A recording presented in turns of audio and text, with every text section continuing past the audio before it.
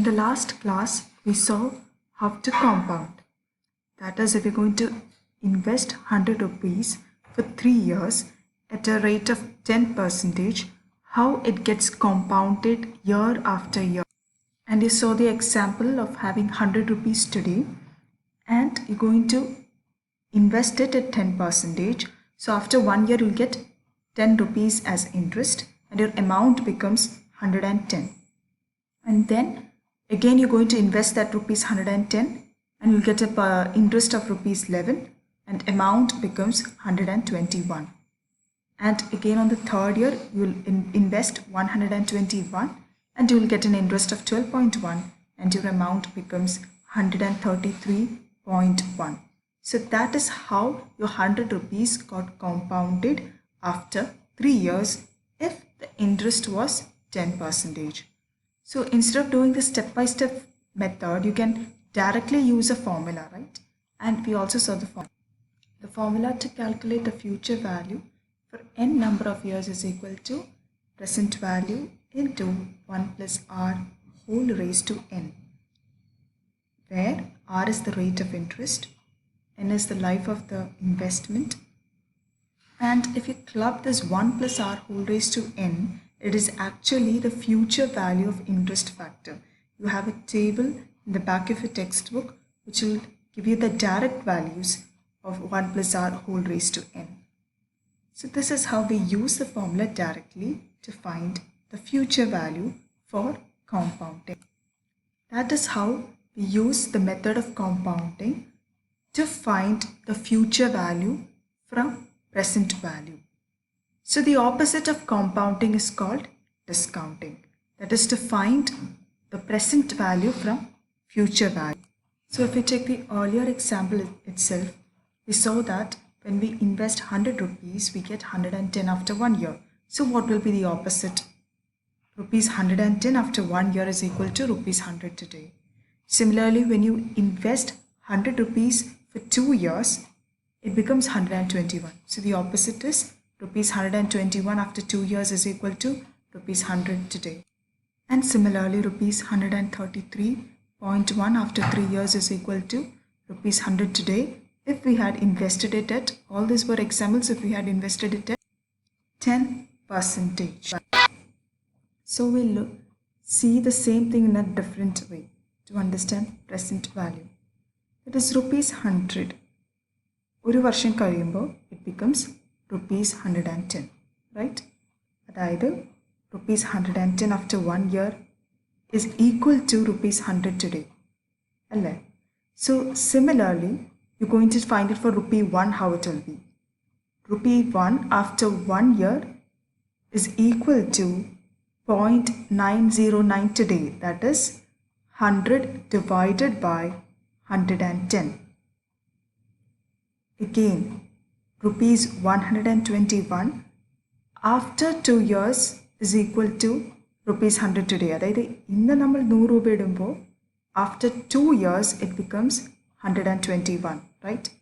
So if someone tells you that after 2 years you're getting 121, that means you have to invest 100 rupees today at 10% to get 121 after 2 years.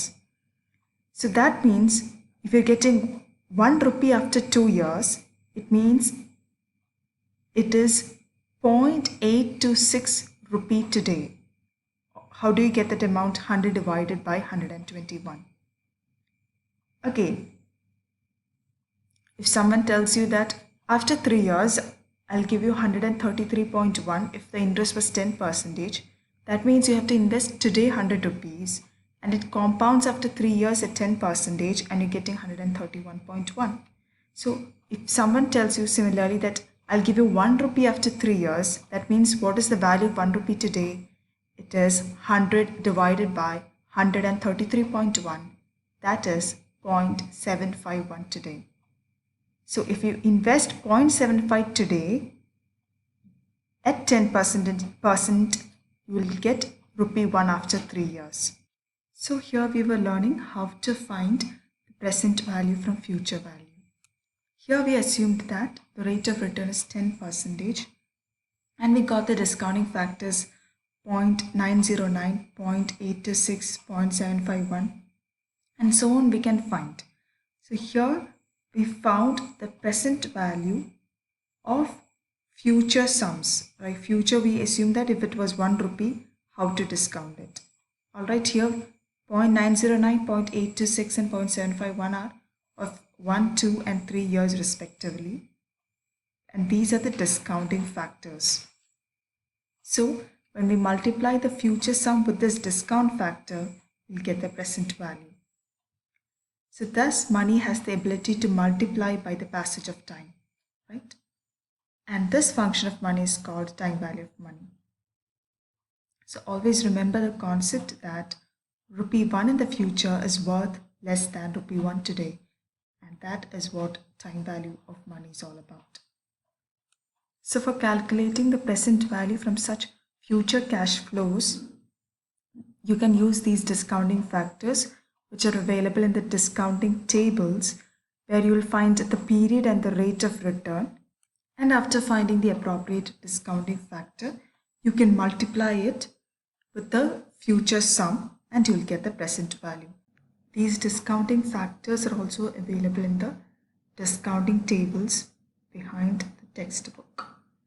And you can use this formula to find the discount factor, that is 1 divided by 1 plus r whole raised to n, where r is the discount rate and n is the number of years. So we saw the formula for future value, right? From that formula, we can actually derive the formula for present value. And the formula for present value is equal to future value divided by 1 plus r whole raised to n. And that 1 plus r whole raised to n is what? Actually the discount factor, where r is the rate of interest and n is the time period. Alright. Next we'll learn the features of present value methods. So all present value methods like NPV, IRR, PI method, profitability index method, all are based on discounting. Use the method of discounting. You discount the cash flows. So both inflows and outflows are discounted to find the present value. Usually we make a cash outflow or an investment, which is a cash outflow in the initial year. But sometimes we might also make investments in the later years also. In that case, we might have to discount. The second thing is that these use cash flows and not the accounting concept of profit. Accounting profit is as per the books of accounts, but we use cash flows here. And that we use CFAT, that is cash inflow after tax but before depreciation. That is, we deduct tax and add back the depreciation. The next point is that they take into consideration the interest factor by recognizing the value of earlier cash flows compared to later cash flows. So usually the NPV problems, they give you the discount factor directly.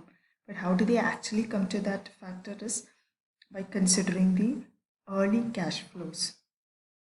Next point is that they consider the entire cash flows of a project throughout its economic life. So here profitability is properly measured, right? Because the entire cash flows are being considered. So these are the features of present value method.